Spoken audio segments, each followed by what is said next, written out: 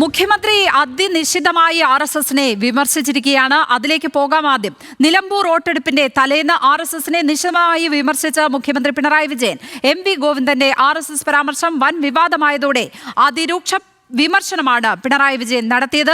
അടിയന്തരാവസ്ഥ കാലത്ത് RSSമായി സഹകരിച്ചെന്ന MV ഗോവിന്ദന്റെ പരാമർശം പിണറായി വിജയൻ തള്ളി.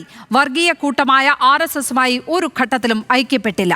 80കളിൽ RSSും കോൺഗ്രസും തമ്മിൽ ഉണ്ടായിരുന്നത് പരസ്യമായ ബന്ധമെന്നും പിണറായി ആരോപിച്ചു.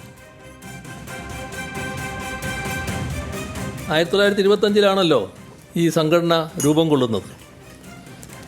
ഇന്ന് വരെ അവരോട് ഐക്യപ്പെടാൻ കമ്മ്യൂണിസ്റ്റുകാർ പോയിട്ടില്ല.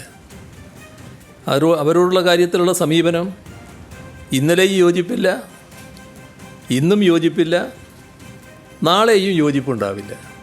ഇതാണ് CPIMൻ്റെ അവരുള്ള നിലപാട്. RSS എന്നല്ല, ഒരു വർഗീയ ശക്തിയോടും ഞങ്ങൾ ഐക്യപ്പെടില്ല. അതുകൊണ്ടാണ് എല്ലാ വർഗീയ ശക്തികളും ഞങ്ങളെ എതിർക്കാൻ തയ്യാറാകുന്നത്. ഗവർണർക്കെതിരെ അതിരൂക്ഷ വിമർശനവുമായി മുഖ്യമന്ത്രി രംഗത്തെത്തി. രാജ്ഭവനെ RSS ശാഖയുടെ നിലവാരത്തിലേക്ക് താഴ്ത്തരുത് എന്ന് പിണറായി വിമർശിച്ചു. ദക്ഷിണേഷ്യയിലെ രാജ്യങ്ങളെ ഒറ്റ ഹിന്ദുത്വ രാഷ്ട്രമായി ഏകീകരിക്കണമെന്ന RSSൻ്റെ വർഗീയ അജണ്ടയുണ്ട്.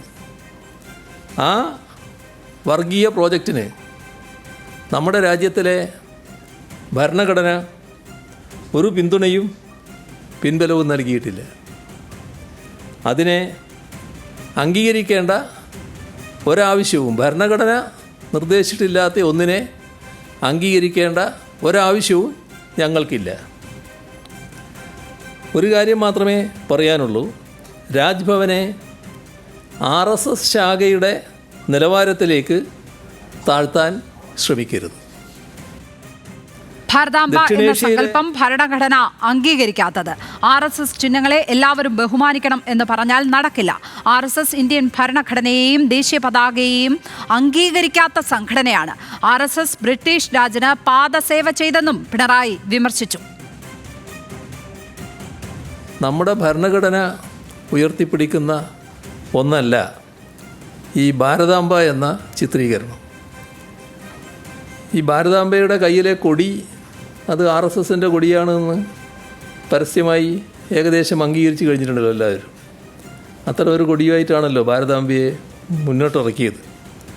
ഇപ്പോൾ RSSൻ്റെ ചിഹ്നങ്ങളെ RSSകാർ ബഹുമാനിക്കൂ, അത് ബഹുമാനിച്ചോട്ടെ, അത് ബഹുമാനിക്കേണ്ടെന്ന് നമ്മൾ പറയുന്നില്ല.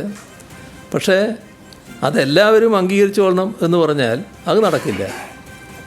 അത് RSSൻ്റെ ചിഹ്നം RSSകാർ കൊണ്ടു നടക്കട്ടെ, മറ്റുള്ളവരെല്ലാം അത് അംഗീകരിക്കണമെന്ന നിലപാട് സ്വീകരിക്കുന്നത് ശരിയല്ല. അത്തരമൊരു നിലപാട് സ്വീകരിപ്പിക്കുന്നതിന് രാജ്ഭവനെ ഉപയോഗിക്കാനും പാടില്ല. ഇപ്പോൾ വിവരങ്ങളുമായി മഹേഷ് ചന്ദ്രൻ ചേരുന്നു തിരുവനന്തപുരത്ത് നിന്ന്. മഹേഷ്, MV ഗോവിന്ദൻ നടത്തിയ പ്രസ്താവന അത് തീർത്തും CPMനെ വെട്ടിലാക്കുന്നതായിരുന്നു. ഇടതുമുന്നണിയെ ആകെ വെട്ടിലാക്കുന്ന ഒരു പ്രസ്താവനയാണ് നടത്തിയത്. അക്കാര്യത്തിൽ അങ്ങനെ തിരുത്തുകയാണ് എന്നൊന്നും പറയാതെ തന്നെ നിലപാട് വ്യക്തമാക്കിക്കൊണ്ട് കൃത്യമായ തിരുത്തൽ തന്നെയല്ലേ നടത്തിയിരിക്കുന്നത് മുഖ്യമന്ത്രി പിണറായി വിജയൻ ഇപ്പോൾ?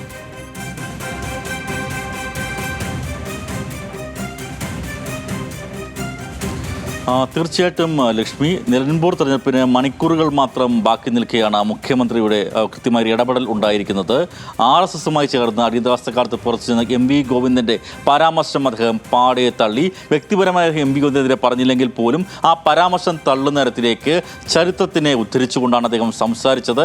ഇത്തരത്തിൽ തങ്ങൾ 125 സഖാക്കളെ കൊന്ന പ്രസ്ഥാനമാണ് RSS. ആ RSSുമായി യാതൊരു ബന്ധവും യാതൊരു സന്ധിയും ഒരു കാലത്തും ഉണ്ടായിട്ടില്ല എന്ന് ചരിത്രം ഉദ്ധരിച്ച് അദ്ദേഹം പറഞ്ഞു. ജനതാ പാർട്ടിയുമായി തെരഞ്ഞെടുപ്പ് സഹകരിച്ചിട്ടുണ്ട് എന്നല്ലാതെ ജനസംഘമായിട്ടോ RSSുമായിട്ടോ സഹകരിച്ച് പ്രവർത്തിച്ചിട്ടില്ല ഒരു കാലത്തും CPM എന്ന് അദ്ദേഹം വ്യക്തമാക്കി. RSS ബന്ധം ആരോപിച്ചാൽ അത്ര വേഗം ഞങ്ങൾക്ക് നേരെ ഏശില്ല എന്ന് പറഞ്ഞ അദ്ദേഹം വളരെ കൃത്യമായും കോൺഗ്രസിനും അതുപോലെ തന്നെ ലീഗ് അടക്കമുള്ളവർക്കൊക്കെയാണ് ഇത്തരത്തിലേക്ക് BJPയുമായിട്ട് ജനസംഘമായിട്ട് RSSുമായിട്ടൊക്കെ സഖ്യവും ബന്ധവും എല്ലാ കാലത്തും ഉണ്ടായിട്ടുള്ളതെന്ന് വ്യക്തമായി പറയുകയും ചെയ്തു. ഇതുവരെ RSSിന് ഐക്യപ്പെടാൻ കമ്മ്യൂണിസ്റ്റുകൾക്ക് സാധിച്ചിട്ടില്ല എന്ന് അദ്ദേഹം പറഞ്ഞു. MV ഗോവിന്ദന്റെ പരാമർശത്തെക്കുറിച്ച് വീണ്ടും എടുത്തു ചോദിച്ചപ്പോൾ അദ്ദേഹം പറഞ്ഞത് MV ഗോവിന്ദൻ ഏത് ചോദ്യത്തിന് ഉത്തരമായിട്ട് എന്ത് പറഞ്ഞു എന്ന് എനിക്കറിയില്ല. ഇന്ന് അദ്ദേഹം കാര്യം വിശദീകരിച്ചിട്ടുണ്ട്. അത് കാര്യം വ്യക്തമായെന്നാണ് താൻ മനസ്സിലാക്കുന്നത്. പക്ഷേ ഇക്കാര്യത്തിൽ RSSുമായിട്ട് യാതൊരു ബന്ധവും CPIഎമ്മിന് ഒരു കാലത്തും ഉണ്ടായിട്ടില്ല എന്ന് ഉറച്ചു പറയുകയായിരുന്നു മുഖ്യമന്ത്രി പിണറായി വിജയൻ.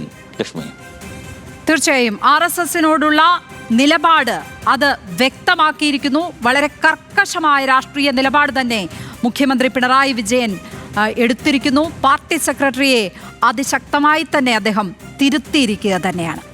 മഹേഷ് ചന്ദ്രനാണ് വിവരങ്ങൾ നൽകിയത്.